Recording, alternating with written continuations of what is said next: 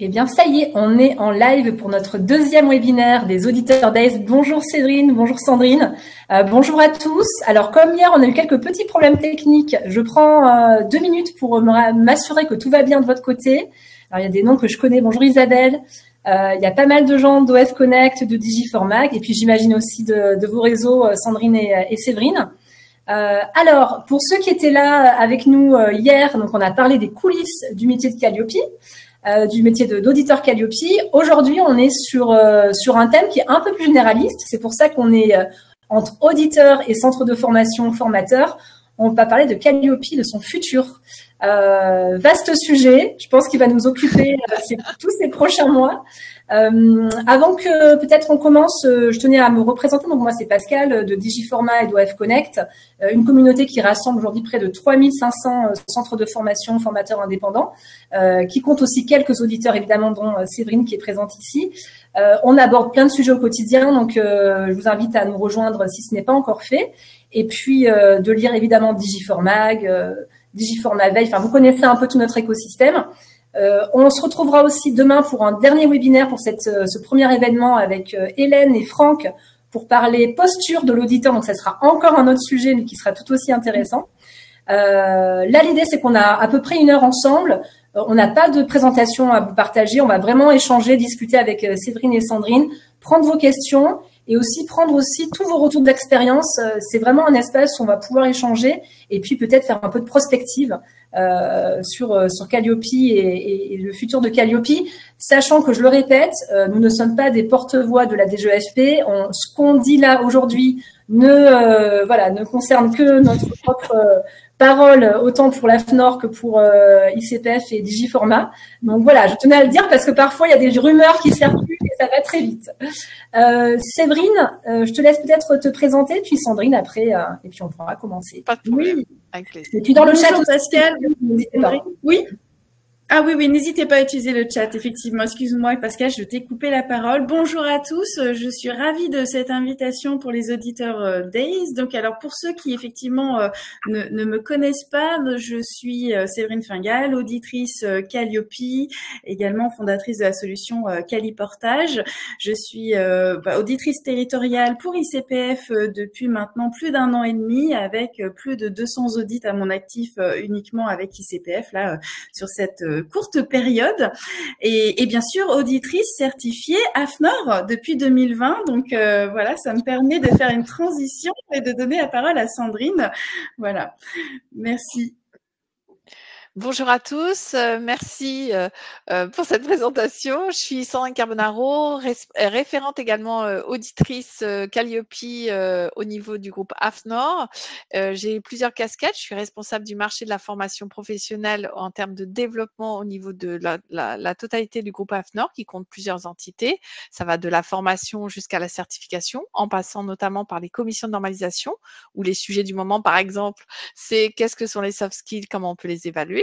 Et demain, ça sera les micro-certifications ou les badges ouverts. Et je suis également en mode intérim, la responsable du pôle opérationnel où on produit la certification Calliope. Donc, je vous remercie pour cette invitation. Au plaisir d'échanger. Et bien là, on va commencer. Alors, on s'était dit en préparant le webinaire qu'on va parler du futur, évidemment, mais on aimerait faire un petit flashback en arrière et que peut-être Sandrine, vous nous rappeliez quand tout a commencé et puis vous me disiez que vous pensiez pas au départ qu'il y aurait autant d'OF calliopisés. Et là, aujourd'hui, on disait le chiffre, 44 700 et des poussières. Ouais, alors précisément, les chiffres dans les compteurs Centre Info, c'est comme ça, même pour tout le monde. 44 718, ça c'était les stats du mois d'août avec 133 331 organismes de formation déclarés. Donc ça veut dire qu'ils ont tous, ces acteurs-là, un numéro de NDA et tous ne se lancent pas dans l'aventure Calliope. Comme vous voyez, c'est une proportion. On pensait justement, pour en revenir à votre question, qu'il y en aurait beaucoup moins qui s'engageraient vers la démarche Calliope, puisque c'était un peu sur la base du GIE Datadoc. Vous savez, Datadoc, l'obligation réglementaire d'être identifié sur cette fameuse base où il y avait normalement à peu près 20 000 acteurs qui justifiaient de la renommée d'être Datadoc. comme maintenant on est Calliope, on n'était pas labellisé Datadoc, mais reconnu par les financeurs, comme quoi on avait rempli un certain nombre de documents réglementaires, que sont les BPF, on savait faire un programme de formation, et puis c'était limité à un certain nombre d'indicateurs. Il n'y en avait pas autant. Et donc, l'aventure en 2019, c'était suite sous l'impulsion de la loi Pénicaud du 5 septembre 2018. En juin 2019, on a tous découvert non plus 6 critères comme Datadoc, mais 7. Et non pas 22 indicateurs, mais 32. Et on pensait 20 000 allaient s'orienter vers Calliope. Il y avait 3 certificateurs à l'époque qui étaient identifiés. Vous êtes parti du top 3 avec l'ICPF. Et en fait, on n'est pas dans le top 3. Il y a 36 certificateurs et 8 labellisateurs, tout de même comme label APP, etc. Et donc, je ne sais pas comment on peut partager, mais franchement, c'est une vague, pas un tsunami, mais on va se dire que c'était quand même pas du tout envisagé dans cette proportion-là, puisque le législateur, de mémoire, voulait vraiment structurer la démarche qualité de tous les OF, de manière à ce que les fonds publics, ils sachent exactement comment ils allaient pouvoir les contrôler, savoir effectivement que si on allouait des fonds publics, parce que je rappelle que Calliope est obligatoire pour tous les acteurs qui souhaitent bénéficier des fonds publics, ça allait vers les bons organismes et donc les bénéficiaires qui, à l'issue de leur formation, allaient soit être certifiés ou évalués par rapport à des processus réglementés, structurés. Et là, j'en profite pour demander aussi à ceux qui sont là en live, depuis quand vous êtes certifiés? Dites-nous un peu quand est-ce que vous avez commencé. Est-ce que c'était 2020, 2021, 2024? Enfin voilà, pour voir un petit peu si les gens sont assez encore nouveaux dans l'écosystème ou pas du tout. Et toi, Séverine, t'as démarré quand du coup de ton côté Écoute, moi c'est très simple. En tant que directrice d'OF à l'époque, quand effectivement quand Calliope est arrivé, j'ai décidé moi-même de devenir auditrice pour ensuite passer mon audit Calliope. Voilà, je voulais savoir d'abord comment ça allait se passer en coulisses avant de passer mon audit. Et effectivement, auditer, et je ne vais pas te dire de bêtises, 2020, oui, il me semble, le dernier semestre 2020. Donc voilà, je faisais partie des tout premiers, effectivement, organismes. Je crois qu'on n'était pas dans les mêmes promos, mais quasiment.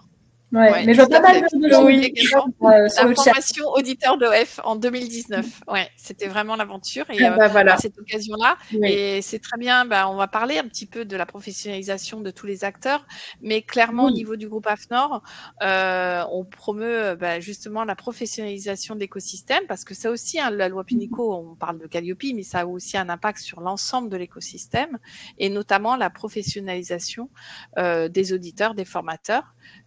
Voilà, il n'y a pas que la certification Calliope, ça a un impact sur tout le reste. Et donc, c'est comme cela, au détour de besoins de financeurs, qu'on a créé cette formation auditeur d'OF, qui ne s'appelait pas tout à fait pareil, et qu'on a rendu éligible au titre du CPF, qui n'est plus, on expliquera pourquoi. Mais du coup, l'enjeu, c'était vraiment d'avoir une homogénéisation des pratiques en termes de méthodologie d'audit. Ça, c'était important. Et donc, à cette occasion-là, je me suis formée certainement dans les mêmes promos quasiment que vous. Et franchement, c'était important parce que c'est un nouveau métier. Donc, du coup, Auditors Day, ça veut dire aussi que c'est pas parce qu'on est directeur de CFA ou OF qu'on est un expert de l'audit et inversement, un expert auditeur 9001 et il y en a un certain nombre qui souhaiteraient être qualifiés auditeur d'OF. On n'est pas forcément dans le move de l'écosystème de la formation. Il y a des exigences et puis en préparant le webinaire aussi, on a échangé. Moi, ça fait 3 ans que je suis dans l'écosystème. Je connaissais pas du tout avant Calliope, donc j'ai vu en 3 ans les OF aussi grandir. Au début, c'était pour beaucoup hyper stressant. Il y avait beaucoup de gens qui n'étaient pas du tout contents. Et puis aujourd'hui, là, on arrive aux audits de renouvellement. Et moi, j'ai que des gens qui ont progressé et qui ont appris et des compétences qui se sont développées. Et puis, comme vous disiez, Sandrine, oui, des nouveaux métiers un peu qui se sont créés au sein des OF.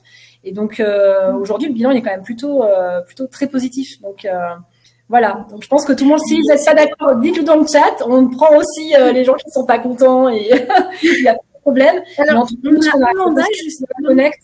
c'est ça. C'est quand même plutôt des gens qui au début étaient un peu réticents et qui aujourd'hui ont vu quand même le positif, même notamment pour développer le chiffre d'affaires de leur centre de formation. Donc c'est plutôt pas mal. Oui. Du coup, pardon Pascal, je rebondis parce que on a Amanda qui nous a posé la première question là dans la rubrique questions. À quand l'homogénéisation des compétences auditeurs? Voilà, point d'interrogation, point d'exclamation. C'est une bonne question. Oui, c'est une super question. Mais je ne sais pas si l'ICPF ou en tous les cas d'autres certificateurs et l'AFNOR notamment, on était vraiment sous l'impulsion dès que c'est sorti, puisque tous les acteurs de la certification, comme les acteurs de la compétence, les AGFIF, enfin tous les financeurs étaient autour de la table, hein, je le rappelle, pour créer ce référentiel d'État. On l'a pas créé chacun dans son coin, hein, c'est vraiment un logo d'État et un référentiel d'État. Et donc dans ce cadre-là, dès le départ, on avait dit ça serait quand même bien de se dire qu'on professionnalise tous les acteurs et notamment qu'il y ait une certaine obligation justement de certifier et les auditeurs et notamment les formateurs pour certains qui font de l'ingénierie de formation, au sens pas animation mais ingénierie. Et bon, ça s'est pas fait. Le marché était certainement pas suffisamment mûr et c'était un début de démarche. Et là, il convient de se dire que l'homogénéité des pratiques, c'est vraiment, on le ressent en tant que certificateur, la nécessité notamment que ça soit Certifopac, ICPF ou l'AFNOR, de la nécessité de faire des REX auditeurs régulièrement, de manière à se caler sur les doctrines qui nous sont propres. Pourquoi? Parce que il y a des acteurs qui ne jouent pas le jeu ou qui il y a des confusions de compréhension. Et donc, du coup, tant Calliope, les exigences sont nouvelles, tant, puisque ça monte en puissance, hein, on est quand même à la V9 en termes de guide, le référentiel n'a pas, lui, bougé, mais le niveau attendu a bougé, ainsi que les obligations spécifiques. Faut savoir que là aussi, il faut se replonger à chaque fois, quand même. Quand on en fait autant, même si j'en ai fait qu'une centaine, quand même, faut y aller, quoi. C'est vraiment, ça demande, de se poser les bonnes questions au bon moment et d'avoir les bonnes interprétations. Et oui, vous pouvez voir le replay. Je pense que Huguette et Jimmy hier ont abordé pas mal de sujets sur le métier et puis effectivement sur comment marche ensemble les certificateurs. Donc n'hésitez pas à voir le replay, on le mettra sur la chaîne YouTube dans la semaine. Il y a pas mal de rumeurs là, enfin de rumeurs, ou en tout cas on dit depuis la sortie de la V9 qui a fait beaucoup parler, je pense qu'on a tous un souvenir ému de beaucoup, hein. Il y a eu strike en fin d'année quand même. La V8, la V9.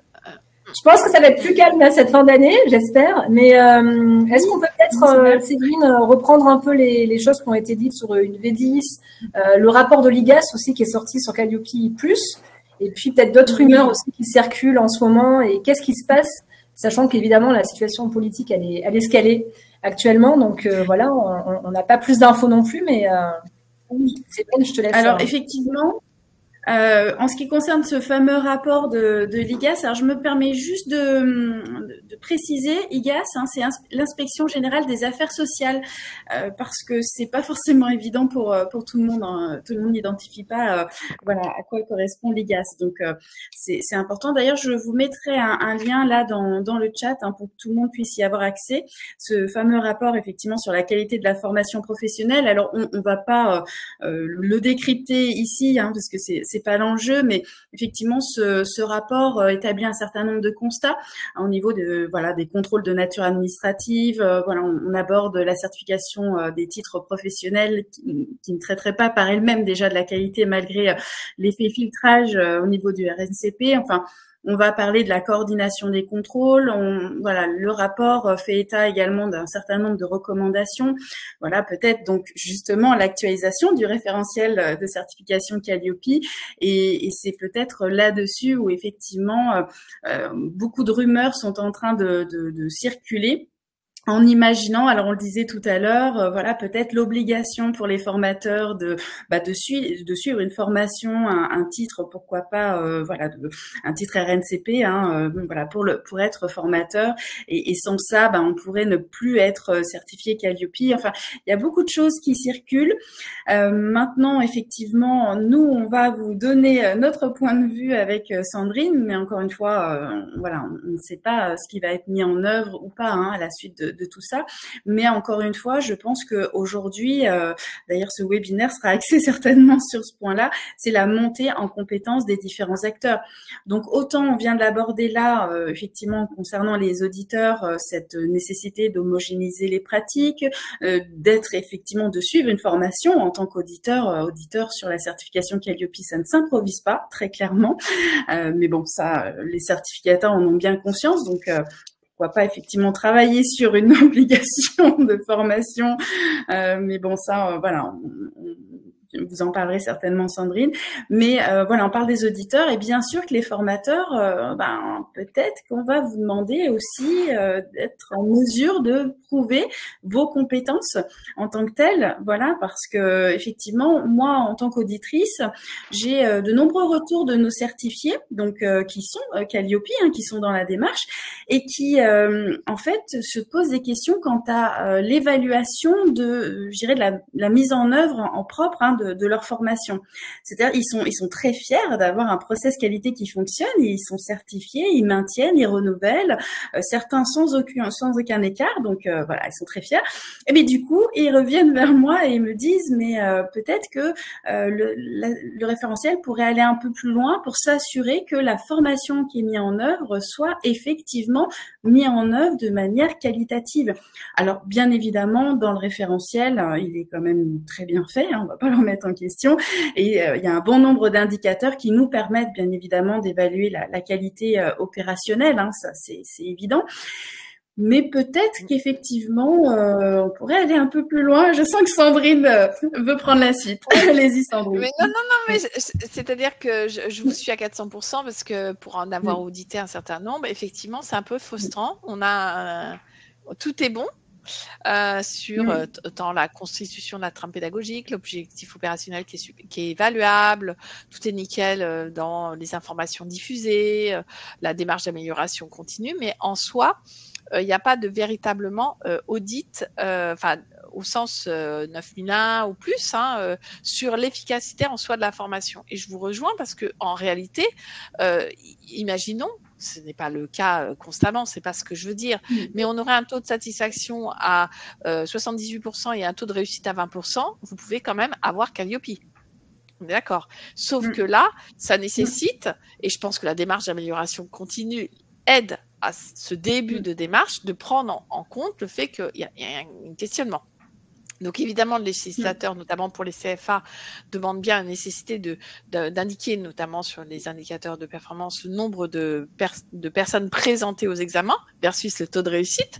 Donc il y a des petites subtilités qui sont mises en place pour bien mesurer la véracité des chiffres, des données, et que toutes les parties prenantes réalisent bien le choix de la bonne formation avec les bons prestataires au regard de la totalité des données, mais force est de constater qu'on peut avoir tout de même des organismes, des prestataires de formation qui sont certifiés Calliope sans pour autant qu'ils soient au top en termes de performance pédagogique. Et là, on n'est pas sur un audit de la pédagogie, on est sur un audit de process. Et c'est là la subtilité où du coup, je dis pas que ça va se faire miraculeusement en 2 secondes 50, je dis que c'est une évolution qui serait là aussi souhaitable, parce que là on pourrait parler de choses, quand on parle de qualité, nous ça nous fait parler efficacité normalement, c'est la suite logique.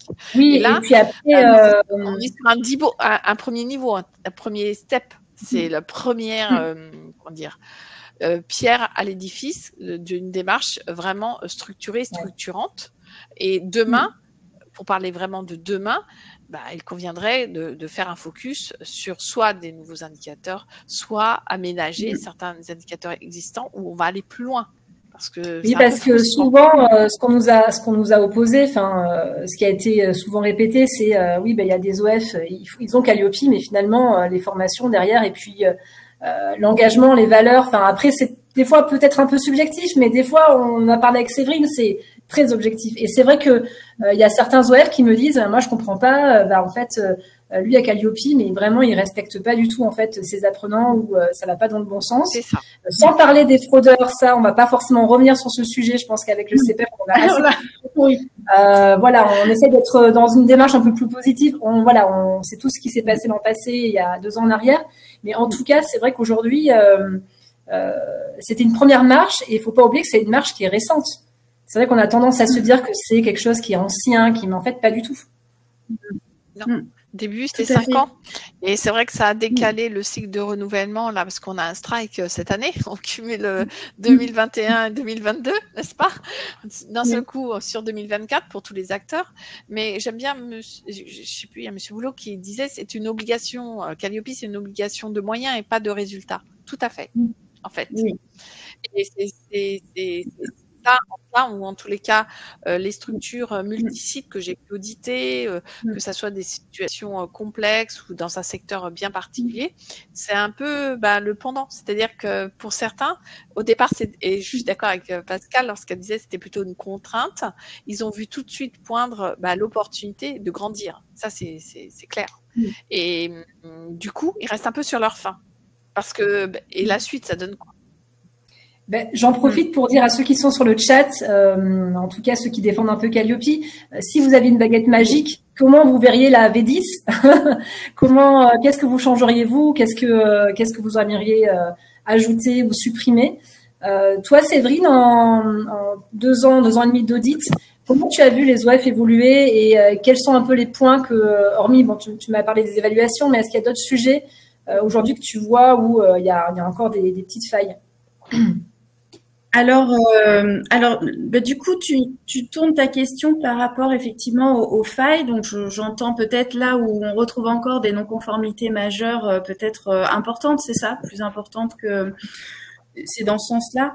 Alors aujourd'hui, je dirais que, mais bon, c'est vrai que l'idée c'est pas de reparler des évaluations. Et pourtant, c'est vrai qu'aujourd'hui, le constat que je fais moi, de par mes audits que j'ai pu mener, alors mis à part quelques écarts parce que défauts mineurs sur la communication de certains items, on le voit encore, mais bon, c'est encore une fois, c'est pas majoritaire.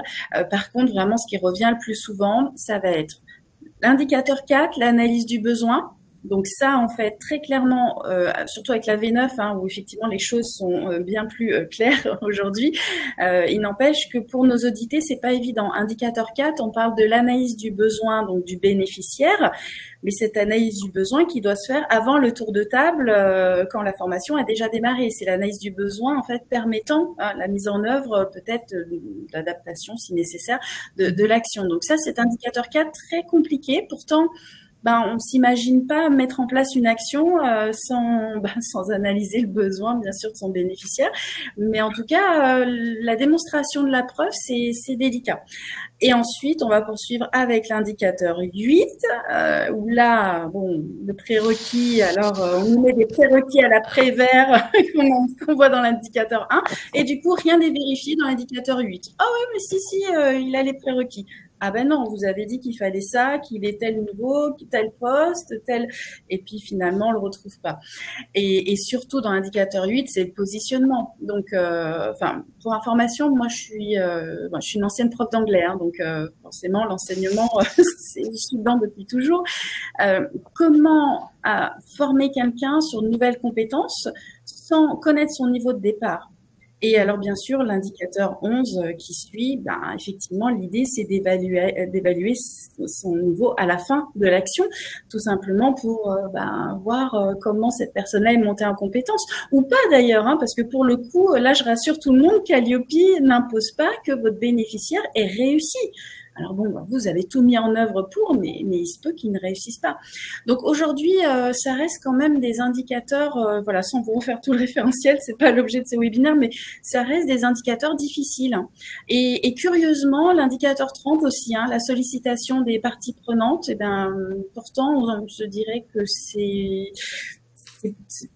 pour moi, c'est pas nouveau, mais c'est compliqué. Oui, Sandrine. En fait, pour corroborer le propos, dans notre dernier webinaire, puisqu'on s'est réunis pour le préparer avec les REX auditeurs, nous, ce qu'on a, c'est les indicateurs, c'est pas le triptyque, mais les étapes clés pour assurer l'efficacité d'une prestation qui font mouche, c'est-à-dire indicateur 8 plus 11 plus 30, qui font qu'il y a eu des confusions tout de même entre le positionnement amont, l'évaluation amont et l'évaluation des acquis versus l'évaluation de la satisfaction. Là aussi, il y a des confusions, puisque par simplification, mais là, c'est le propre des acteurs, hein, ils se disent, je vais optimiser parce que ça fait je sais pas combien de documents. On envoie l'analyse de satisfaction, tout comme l'évaluation. Ça n'a rien à voir, tout comme les positionnements. On a un seul Google Form et on y va.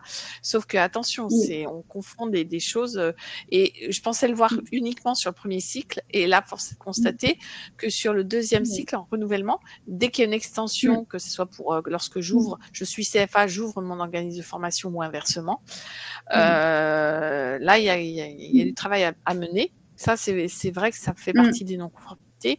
Et puis, là, une autre non-conformité qu'on a identifiée, c'est la partie organisation. Et là, je mets tous les indicateurs ensemble, qui sont les indicateurs 21 et 22 et 18. Pourquoi? Parce que les indicateurs propres aux compétences internes et externes alimentent l'organisation associée. Et pour produire une offre comme il se doit, avec tous les acteurs, encore faut-il justement cette notion de détermination et d'évaluation et de suivre les compétences, puisque je voyais dans le chat, c'est le propre des organismes que d'évaluer les compétences des acteurs, c'est pas gagné. Et franchement, c'est complexe à auditer, cet indicateur. Ça semble simple sur le papier. Je sais pas si vous partagez l'analyse, mais le 21 en audit de renouvellement, c'est quand même costaud, puisque là aussi, tous les acteurs montent en puissance. Certains ont des cartographies des compétences, mais ça suffit pas. C'est bien de déterminer systématiquement, je change de modèle, je passe du présentiel en distanciel ou inversement. Quelles sont les nouvelles connaissances? Je change de thématique. C'est pas parce que Pierre est OK pour la cybersécurité qu'il va pouvoir enchaîner sur un autre sujet comme ça, même si c'est connexe. Je pense que c'est important. Mais je vois sur le chat, de bonnes remarques aussi sur le chat. Là, vous avez bien répondu. Ça serait pas mal qu'on se garde toutes ces remarques aussi. Là, je vais les compiler et puis voilà, on pourra en faire un petit article. Mais pas mal de retours aussi sur les questionnaires des parties prenantes des financeurs. Bon, voilà, c'est toujours un peu le même. Bon, là, ça c'est classique, mais le législateur, dans sa latitude, est beaucoup plus tolérant tout de même. Et là, il n'y a plus d'obligation du tout de faire un questionnaire, et tant mieux, parce que moi, la majorité, quand je les audite, c'est le constat. On peut aussi rencontrer autour d'une table ronde, autour d'un salon, un financeur, c'est le propos, ou à l'issue d'un financement, par exemple pour des aides-soignantes, puisqu'il y a des conseils d'évolution pro, ou des conseils qui se font régulièrement avec les conseils régionaux. Le nom de ce type de réunion, je ne sais plus comment ça s'intitule. On rencontre les financeurs régulièrement en tant qu'organisme. Donc du coup, ça peut être le propos que de faire un compte-rendu de rendez-vous juste à la fin, en spécifiant les annotations liées à la satisfaction. Je pense que c'est à propos. Si on souhaite optimiser, optimisons les pratiques. Et c'est génial de se faire un petit point rapide. Pas besoin que ça passe 10 pages. Aujourd'hui, les audits sont très présents sur différents salons. Là, sur Lyon, nous, on avait les WorldSkills, donc avec notamment le POD qui était très présent. Franchement, voilà, ils sont accessibles, mais effectivement, voilà, encore faut-il aller à leur rencontre. C'est un autre sujet, mais c'est vrai qu'ils font le nécessaire pour se rendre, accessible. Donc ça, c'est chouette. Mais pour répondre également, oui, pardon. Pardon, je voyais juste dans le chat qu'il y a une absence de questionnaire vis-à-vis des financeurs. C'est pas en soi juste ça qu'il faut retenir. C'est le fait qu'on peut les consulter ou les solliciter autrement. Donc dans des salons, en écoutant leur webinaire, et le niveau attendu est différent dans le 30. Si on le reprend, il a plus rien à voir avec le départ, c'est démontrer la sollicitation des appréciations, et on est uniquement dans la sollicitation, pas collecter tous les moyens associés. C'est important. Il y a des subtilités qu'il faut bien comprendre. Tous les mots sont vraiment importants. Vraiment tous les termes. Si vous avez des doutes, évidemment, vous pouvez vous tourner vers votre certificateur, votre auditeur, vers tous les contenus que tu crées. C'est vrai qu'on aussi on crée sur Digiformat. Enfin, je pense qu'il y a beaucoup de contenu, mais c'est vrai que pour les OF, c'est pas toujours évident, surtout pour ceux qui démarrent, de s'y retrouver. Donc, c'est bien de répéter inlassablement. Il y a une question intéressante de Myriam. On en a parlé, Séverine. Tiens, est-ce qu'il y aura peut-être un jour un Calliope simplifié pour les formateurs indépendants, les sous-traitants? Alors, Moi, je pense que non. Et la réponse à ça, c'est que, en tout cas, chez ICPF, hein, mais chez tous les organismes certificateurs, j'ose imaginer, là, on est dans l'harmonisation des pratiques. En tant qu'auditeur, en fait, on fait preuve d'intelligence situationnelle. Donc, en fait, ce référentiel-là, il est adapté à tout type de structure aujourd'hui. C'est-à-dire que souvent les OF en fait prennent peur en disant mais voilà, moi je vais être audité comme je sais pas moi quel organisme de formation qui aurait 150 personnes en interne, etc. Mais non, si vous regardez bien le référentiel, le niveau attendu, qu'on travaille complètement solo, en formateur, entrepreneur, ou qu'on ait une équipe de 150 personnes, les différents indicateurs en fait correspondent à la taille. Hein. Et puis bien sûr, suivant le volume de chiffre d'affaires, le temps d'audit n'est pas le même, l'échantillonnage n'est pas le même. C'est évident, aujourd'hui, un OF qui fait, ne serait-ce que plus de 150 000 euros de chiffre d'affaires au renouvellement, il n'est pas audité sur le même temps d'audit et donc n'aura pas le même échantillonnage qu'un formateur entrepreneur qui peut-être a fait 50 ou 60 000 euros de chiffre d'affaires. Au renouvellement, il sera juste sur une journée. Et encore une fois, chacun des indicateurs, en fait, ils sont applicables, peu importe la taille de l'organisme. Hein. Donc vraiment, il faut pas avoir peur en se disant mais non, pour moi c'est trop lourd, c'est impossible parce que je suis une petite structure.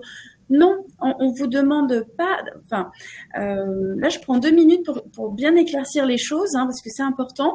En fait, on vous demande pas d'appliquer un processus qualité qui n'est pas le vôtre, que vous auriez pris sur l'organisme X, Y, mais c'est bien de mettre en œuvre votre propre process, en fonction bien sûr des attendus du référentiel, mais avec vos outils à vous, avec votre format à vous. Moi, vous voyez, là, avec ICPF, j'audite des organismes qui sont encore en format tout papier. C'est assez extraordinaire, mais voilà, en renouvellement, ils sont encore en tout papier et ça se passe très bien parce que du coup, ils ont a priori pas d'aléas, ils arrivent à conserver leurs documents et ça va très bien. Et d'un autre côté, j'ai des OF effectivement qui sont parfaitement digitalisés, d'ailleurs qui sont sur Digiformat et qui naviguent d'onglet en onglet pour me faire leur démonstration. Voilà, peu importe finalement que vous soyez tout seul avec des classeurs ou avec une super équipe de 100 personnes, l'audit se déroulera de la même façon parce qu'il faut comprendre le sens, je dirais l'objectif de ce référentiel.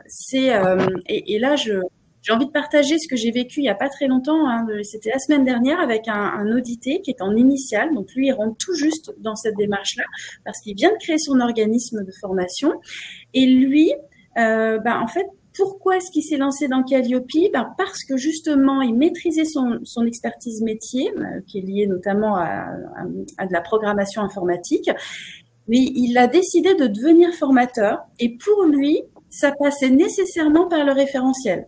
Hein, parce que organiser, structurer son organisme de formation, il lui fallait un référentiel.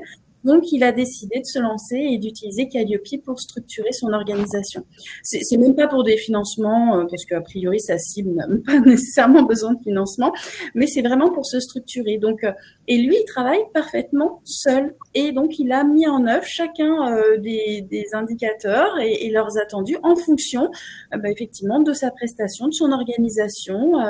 Et ça matche très bien. C'est-à-dire que le référentiel Calliope, il est là pour améliorer effectivement votre organisation et booster votre offre. D'ailleurs, je crois, Sandrine, que vous avez quelque chose à dire au sujet de l'offre de formation, parce que tout ça, c'est en lien, en fait. Ouais, tout est lié. C'est-à-dire que je voulais juste compléter ton propos, je me permets de te tutoyer, sur la conduite de l'audit. Oui. D'ailleurs, c'est repris dans le préambule. C'est-à-dire que le législateur, là aussi, a remis l'église au milieu du village en disant et en insistant sur le fait que l'audit doit s'adapter, là aussi, aux prestataires audités. Enfin, je veux dire, ça paraît du bon sens, mais là aussi, c'est pour rassurer tous les acteurs. Et d'ailleurs, c'est vraiment écrit noir sur blanc. Et un exemple de preuve, c'est un exemple de preuve. C'est pas très grave si vous n'avez pas cet exemple de preuve, ma foi. Si vous avez un livret X au lieu d'un livret Y, c'est pas grave. Si pour vous la trame pédagogique ça s'appelle autrement, c'est pas grave. Le job de l'auditeur, c'est de trouver ces petits, et c'est pas grave si là aussi vous trompez d'indicateur dans les réponses apportées. C'est son job. Lui, il est là pour faire le ménage. Là, Sandrine, c'est bien, je pense que certains l'ont pas avec ça, mais c'est ce que tu disais, c'est l'auditeur aussi qui est là pour accompagner l'écosystème. Et effectivement, au début, il y a eu des histoires d'audits. Enfin, voilà, moi, je vous cache pas que j'ai eu des gens qui étaient en larmes. Enfin, je pense que ça s'est calmé, mais peut-être que ceux qui sont au chat là ont des souvenirs un peu douloureux. Mais ce que tu disais, Sandrine, effectivement, c'est que là, l'auditeur aujourd'hui, il est là pour accompagner. Évidemment, il doit être neutre, il doit poser des non-conformités si elles sont là, mais vous n'êtes pas là non plus pour assassiner l'écosystème. Pas un concours, hein. On n'est pas, ça y est, j'ai coulé. Enfin, je veux dire, c'est pas, faut démystifier l'histoire. C'est pas. Et d'ailleurs, et on n'a pas de prime si on met plus de non-conformités. Voilà. Du coup, nous, ce qu'on promeut, vraiment en termes de qualification en amont de l'audit, c'est la préparation, la nécessité de se préparer. On insiste qu'on soit dans un cycle initial, on a un cycle de renouvellement. Nous, c'est la condition sine qua non. Il n'y a aucun certificateur qui va vous dire, c'est super, je vais auditer, alors que je sais que la personne en question en face de moi va avoir 22 ou 23 non-conformités. Je ne vois pas l'intérêt. Ça, c'est no way. Enfin, du coup, ça fait partie des valeurs que l'on donne. C'est un gage de qualité. On préfère avoir des acteurs qui sont préparés plutôt que les mains dans les poches. Enfin, c'est pas possible. Tout le monde perd son temps parce que du coup, c'est compliqué. On peut accompagner les acteurs qui se prennent aussi en main, qui sont responsables. Enfin, voilà, c'est ok, c'était une obligation, c'était un permis de travailler pour certains acteurs qui sont vraiment les centres de bilan de compétences, centres de VAE, les CFA ou les OF, très bien. Mais voilà, ça se fait dans une bonne logique. Pour en revenir à la question des parcours de formation, c'était quoi la question? Oui, c'est aussi comment de votre côté, toi Sandrine, de ton côté, tu parlais d'autres thématiques qui étaient intéressantes sur le RGPD, la cybersécurité, la RSE. En fait, il y a plein d'autres items qui peuvent peut-être venir se rajouter dans les prochaines versions de Calliope ou dans la suite. Ouais, c'est-à-dire que là aussi, alors juste pour professionnaliser tous les acteurs, il va de soi qu'on parlait des auditeurs, on parle des formateurs, notamment sur l'ingénierie de formation, mais également sur le champ de référent handicap. C'était vraiment une super bonne pratique, identifiée pour les CFA, parce que c'était un peu obligatoire, ça fait partie de leur mission. Mais il va de soi aussi que, au niveau d'AFNOR, on a créé ces formations référents handicap qui étaient demandées notamment pour les CFA, mais également pour les OF, pour, au-delà des formations à AGFIP, qui ont raison d'être là, de bien revenir sur la nécessité de se former régulièrement. C'est pas parce qu'il y a 5 ans, je suis référent handicap que c'est tout bon. Là aussi, ça fait partie des compétences à suivre et à monter en puissance, puisqu'il y a des nouveaux outils aussi pour accompagner les personnes en situation de handicap. Idem pour le monsieur référent qualité dans les OF, qui n'existait pas. Là aussi, c'était une nouveauté. Et puis, sur les autres champs que sont la cybersécurité, on ne reviendra pas sur la nécessité d'avoir une organisation de système de management par rapport au niveau essentiel de sécurisation des données, tant pour les formateurs, qui ont des formats de formation où on veut pas que tout le monde en bénéficie. Enfin, je veux dire, c'est pas open, c'est copyright quand même. Ou bien des données personnelles des bénéficiaires. Lorsque vous faites une formation certifiante, vous donnez forcément un certain nombre de gages qui sont personnels, c'est des données personnelles. Donc, en tant qu'OF, là aussi, si vous souhaitez apporter de la valeur, là aussi, à la certification Calliope et pourquoi pas un aspect système de management lié à l'informatique, lié à la fois à la cybersécurité et à la RGPD, ça peut être une bonne option de démontrer que vous faites là aussi attention à tous ces aspects-là qui sont importantes, parce que les données de vos formateurs ou les données personnelles de vos bénéficiaires, vous n'avez pas envie que tout le monde ait accès. Donc ça peut être aussi une manière de démontrer votre valeur, tout comme là aussi on parlait ensemble avec Pascal et Séverine, là on parlait de l'IA responsable, c'est-à-dire un aspect éthique de j'utilise des données IA, super, mais moi en tant qu'OF, je peux très bien aussi démontrer que je fais un choix stratégique de telle IA et que en tant qu'utilisateur, je souhaite utiliser telle IA, gage de sécurité, et je fais attention à tout ce que je mets dedans. Ça, c'est important, puisque du coup, il y a quand même une démarche éthique d'innovation à avoir. Et puis, sans oublier, là aussi, la démarche RSE.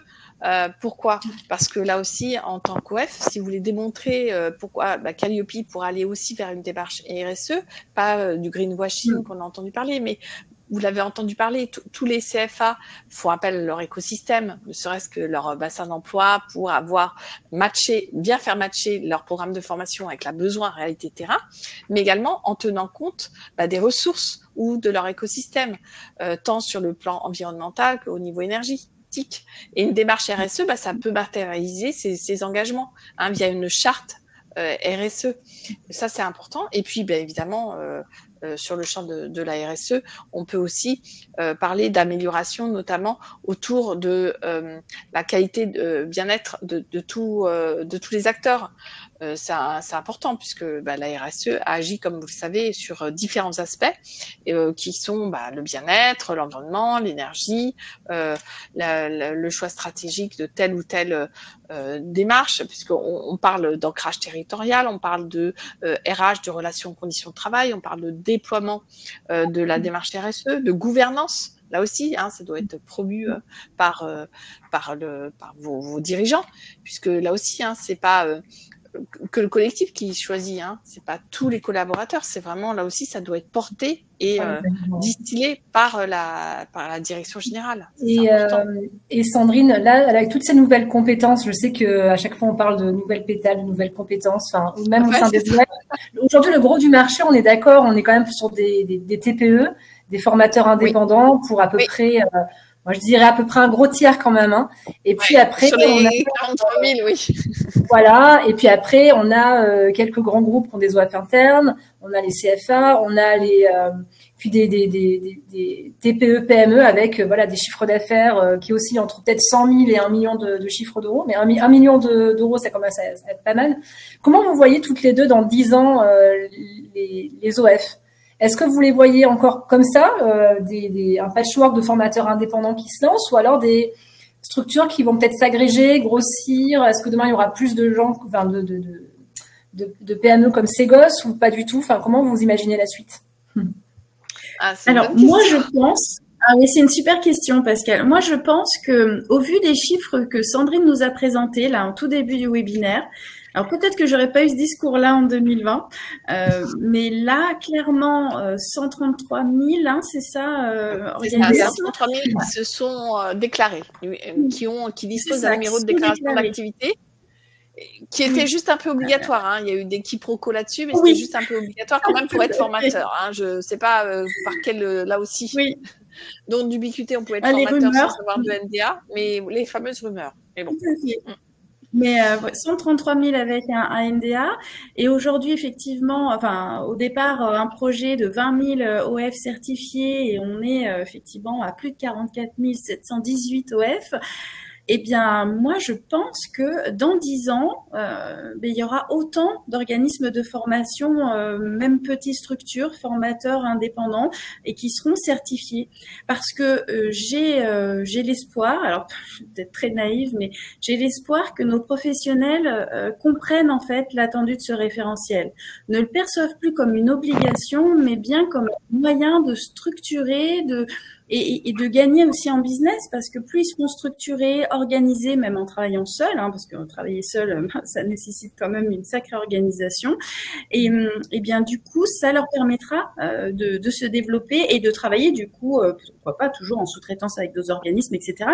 Mais au moins, en sous-traitance, mais en étant certifié, et donc pour maintenir effectivement une prestation de qualité, quoi. Moi, par contre, juste pour rebondir, je suis complètement d'accord, en sachant que les compétences qui vont être développées, parce qu'on va être sur des nouveaux métiers émergents, on a compris qu'on allait être rapidement obsolète. Vous et moi, tous les 6 mois, on est un peu obsolète sur certains. Ça, c'est quand même, faut le savoir. Ça, une fois qu'on s'est dit ça, on n'a pas dit grand-chose, mais bon. Du coup, pour moi, c'est complémentaire. Les compétences des OF vont être complémentaires, mais on parle de plus en plus de co-certificateurs, j'entends sur les certifications de personnes. Et demain, je pense que si on veut avoir véritablement un impact sociétal, parce que Calliope va être obligé d'avoir de plus en plus rentré dans une démarche RSE. Moi, j'en suis intimement convaincue, puisque c'est des acteurs, c'est les premiers sur le pont. Quand même, les acteurs de la compétence, c'est forcément eux qui sont en première ligne.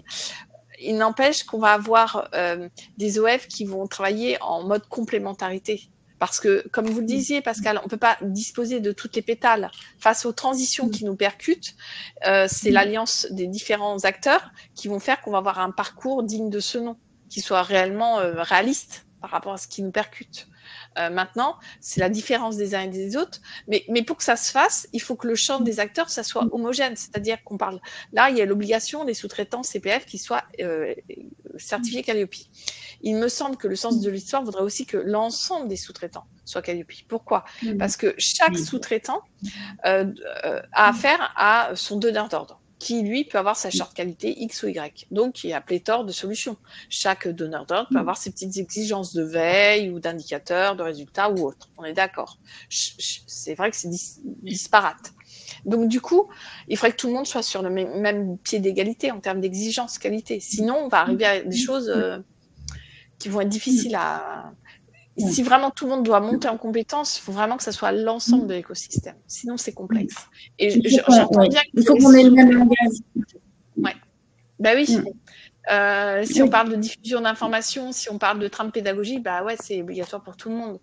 C'est ça. Et la trame, elle doit être unique, quoi. À un moment donné, chacun n'y va pas de son petit coup de crayon, quoi.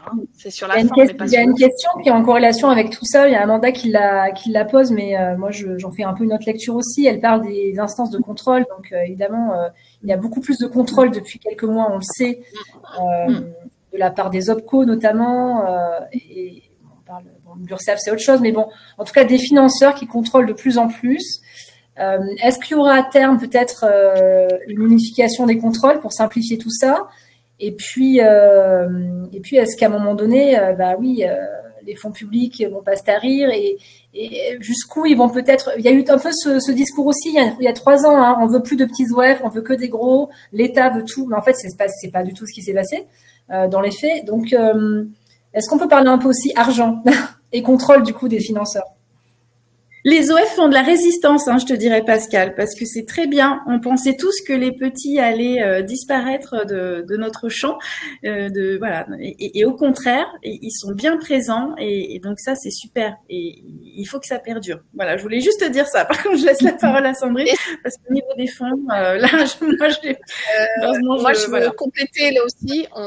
Il est nécessaire dans cet écosystème qu'il y ait des petits ou des plus gros, peu importe. C'est la complémentarité qui fait la différence, parce qu'on parlait d'experts qui se lancent dans le champ de l'information, parce qu'un expert cyber ou un expert IA, il n'y en a pas 10 000 en France, et c'est important que ces acteurs-là, la transmission, c'est une vraie vocation, donc c'est important. Et oui, bien sûr, et qu'ils résistent, c'est très bien, parce que du coup, ça nous permet, nous, de monter en puissance. Tous les plus gros acteurs, ils n'ont pas tous les experts du monde par rapport à tous les nouveaux métiers, c'est pas possible. Donc ça, je vais revenir là-dessus. Et pour la partie financeur, oui, là, ça fait partie. Vous le disiez en introduction, Pascal, il y a un GT qui est piloté par la DGEFP. Donc la DGEFP, c'est le ministère de l'Emploi et de la Formation. Bon, malgré les remaniements en cours qu'on connaît tous au niveau de la gouvernance nationale, mais il n'empêche que ce GT a bien été mis en œuvre et qui s'est relancé, on va dire, en septembre, le 16, et qu'il y aura différents rendez-vous d'ici la fin de l'année jusqu'au début janvier. Ça, c'est sûr, c'est acté. Que les certificateurs ne sont pas conviés. Seules les parties prenantes en dehors des certificateurs sont conviées, les AGFIP, les acteurs de la compétence, les financeurs.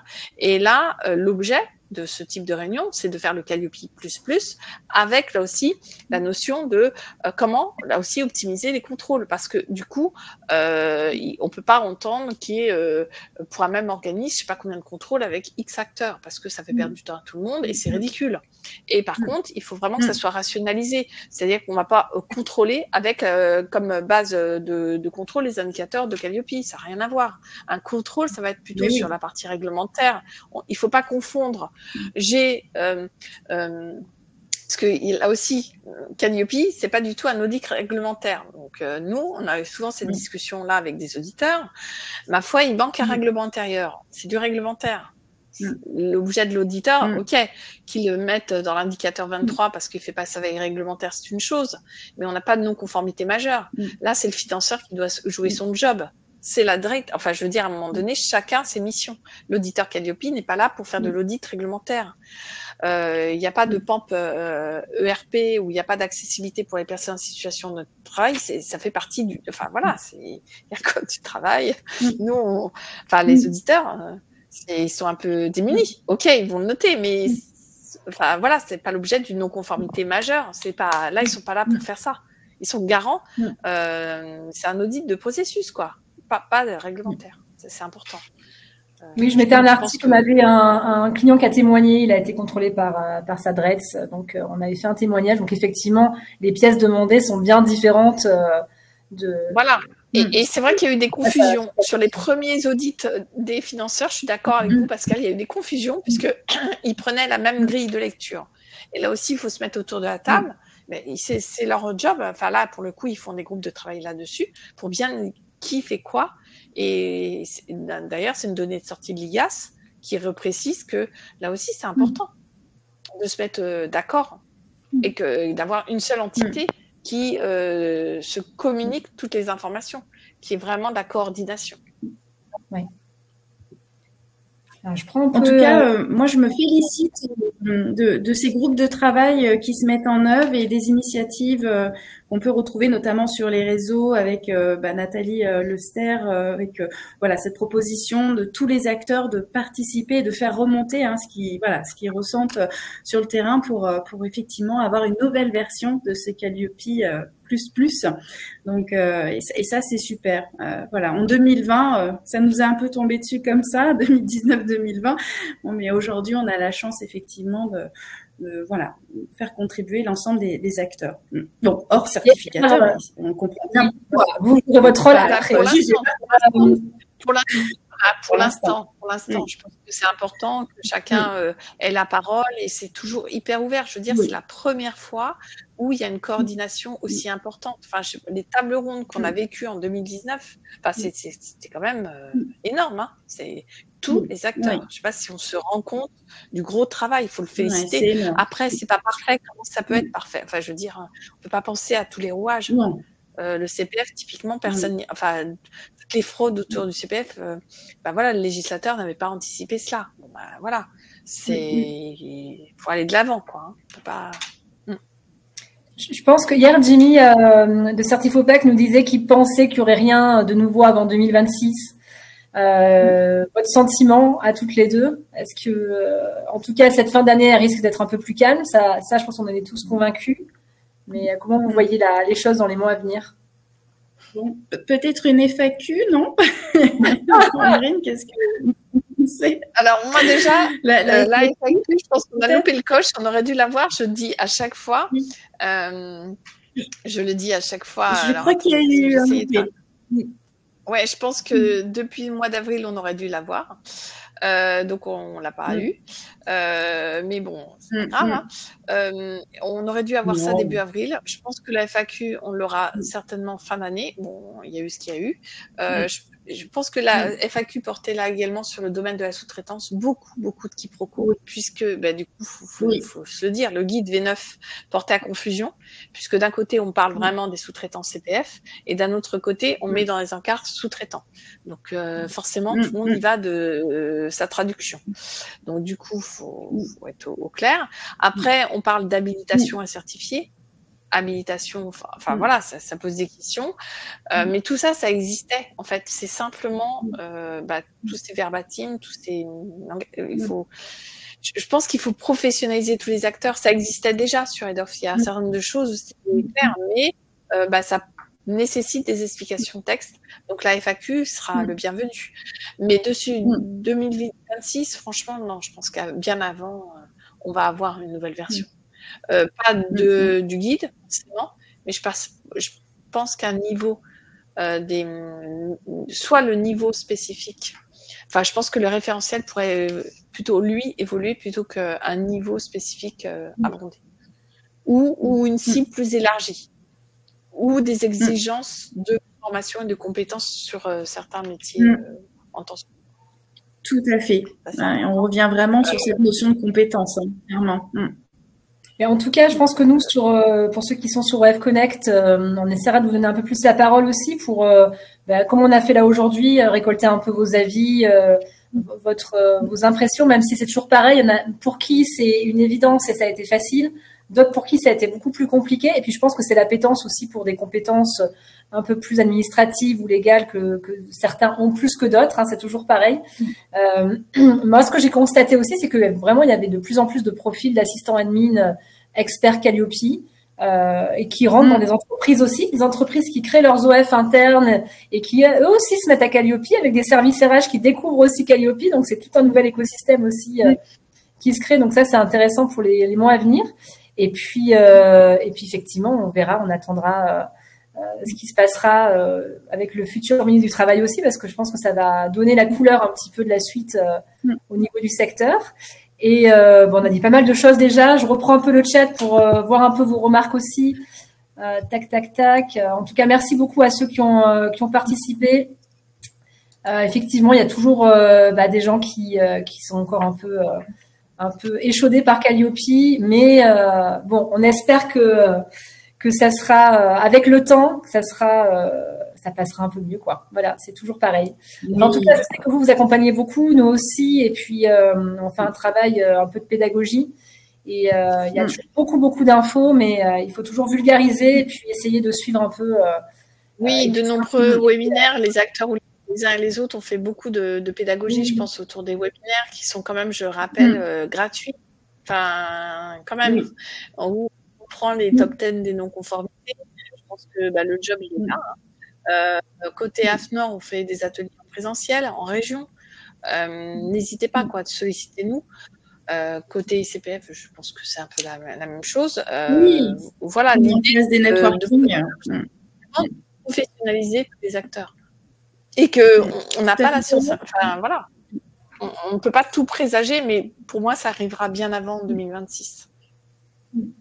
D'ailleurs, je me suis permise de mettre un lien dans le chat justement pour ceux qui veulent se différencier en plus de Calliope avec la certification de personne en tant qu'intervenant. ICPF propose la certification ICPF Pro, donc voilà, pour ceux qui veulent en savoir plus, qui se sentent prêts voilà, à aller plus loin. Mais on l'a bien compris, oui, se former en tant que référent pédagogique, référent qualité, comme vous le disiez, Sandrine, référent handicap, voilà, ça s'apprend. Donc, formez-vous. Auditeur d'OF, structurez-vous. Moi, j'ai fait la même chose. Je me suis permis de mettre des petits liens de tout ce qu'on s'est dit. Oui. Maintenant, voilà, il n'y a pas d'obligation, mais franchement, oui, effectivement, je vais dire. Voilà, il n'y a pas en soi d'obligation, mais c'est des pétales complémentaires qui peuvent faire la différence. Et l'objet, c'est voilà, vous actuellement 43 000 qui sont certifiés Calliope, ok, ça devient quelque chose de normal. C'est le minimum. Pour aller de l'avant, là aussi, il faut se sentir prêt, mais il n'y a pas de démarche complexe en soi. C'est être responsable que de sécuriser ses données, que d'aller vers avoir un impact sociétal. Ça se décide ensemble, en collectif. C'est une vraie stratégie différenciante parce que de démontrer ça, forcément, ça va avoir un impact sur l'efficacité. Ça va avoir un impact aussi en termes de, du coup, vous allez pouvoir mieux recruter parce que du coup, ça va attirer d'autres talents. Par exemple, et puis surtout vis-à-vis de vos parties prenantes, moi je trouve que du coup ça donne un autre signe parce que Calliope, vous disiez tous les CFA de grandes entreprises, ils se sentent obligés, donc ils l'ont déjà. Maintenant, les OF qui veulent se différencier, il me semble que s'ils se différencient avec une autre connaissance ou une formation, le fait de démontrer que je fais attention à mon écosystème, j'agis concrètement en termes de j'ai des évolutions frugales. Voilà, je n'utilise pas l'IA à fond parce que quand même, utiliser aujourd'hui l'IA, c'est à chaque fois, j'ai appris ça sur les recherches ChatGPT. Dès qu'on fait une recherche avec un prompt qui va bien, on dépense une bouteille d'eau, quoi. Ça pose des questions. Donc toutes ces questions-là, c'est important de se les poser à plat et de prendre des décisions, mais en connaissance de cause. Donc oui, c'est intéressant. Et j'encourage tout le monde à aller peut-être sur son CPF aujourd'hui. Parce que beaucoup l'utilisent pas. Donc, allez voir un petit peu ce qui vous reste sur votre CPF en tant que formateur, en tant que dirigeant d'OF. Même les dirigeants ont droit au CPF. Et puis, vous dites que pour 2025, on se programme tous une formation qui peut effectivement nous être utile Challenge, Pascal, carrière. vous nous challengez. Ouais, moi, c'est fait déjà. Je suis en train de la programmer, donc ça sera l'anglais pour l'année prochaine. Ben, merci en tout cas à toutes les deux. Navré pour les petits problèmes de son là qu'on m'a fait remonter. J'espère quand même que le replay sera audible. Et puis on se retrouve comme chaque fois sur OF Connect. Et puis merci à tous et très très belle semaine. Et puis surtout à ceux qui passent leur audit de renouvellement, on vous souhaite bonne chance. Bon, pas de stress. Voilà. Oui. Ouais, bien sûr. Merci beaucoup. Ouais, c'est important. Merci. Faut pas se mettre de pression inutile. Merci beaucoup. Merci, au revoir.